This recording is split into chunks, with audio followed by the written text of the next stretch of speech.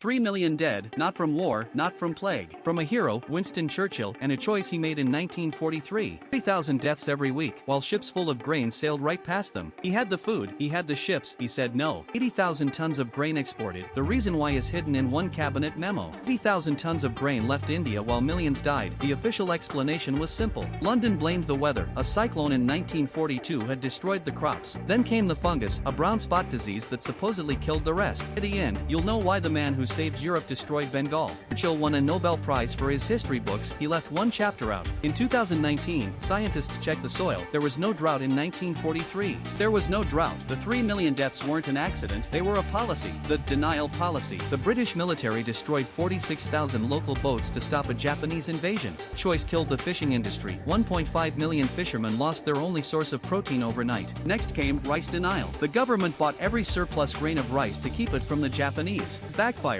Merchants saw the government buying and started hoarding. Prices jumped 1,000% in months. What nobody in London mentioned was that the 1943 harvest was actually normal. Crop was 13% higher than in 1941. Mathematically, there was enough food for everyone. Remember the ships sailing past? They weren't empty. They were carrying 100,000 tons of Australian wheat. The food existed, but for a laborer in Bengal, it was now mathematically impossible to buy. Kunda Chakrabarti was there. He watched his mother trade her last gold ornament for a handful of rice. It wasn't enough. She died days later. Mukunda was one of the few who survived to tell the story. 1 million people migrated to Calcutta. They didn't find food. They found a city of ghosts. Families died on the doorsteps of luxury restaurants. Inside, British officers were served 5-course meals. Average Bengali was eating 1,500 calories of roots and grass. In London, the average was 2,800. 10% of the entire population vanished in 15 months, while the world's most powerful man watched. While Mukunda's mother traded gold for rice, ships full of wheat were being ordered to sail past. Churchill's war cabinet met 12 times to discuss the famine. 12 times, they refused to send help. Britain had a domestic grain stockpile of 18.5 million tons, the largest in its history. That was enough to feed the entire UK for 5 years. They didn't touch a single bag. Canada offered 100,000 tons of emergency wheat. Churchill's cabinet blocked the ships. The US offered aid through the UN. Britain refused to allocate the shipping to move it. When the Viceroy of India pleaded for food, Churchill wrote back, "Why hasn't Gandhi died yet?" His own Secretary of State wrote that Churchill's views on India were not much different from Hitler's. Sent 30,000 tons to Greece for future use. In Bengal, the death toll hit 30,000 per week. Britain had 18 million tons of food. Churchill chose to keep it all. Bengal famine was a calculated political choice. Churchill prioritized strategic reserves over beastly lives. It killed more people than the total World War II casualties of the UK, the US, and France combined. Refused to declare a state of famine. Doing so would have legally forced them to provide relief. In 2020, Churchill's statue was boarded up. A hero to the west, a ghost to the east. Churchill wrote 6 volumes on the war. He never mentioned the famine once. 3 million people, the same number that opened this story, were the price paid for a hero's strategic reserve.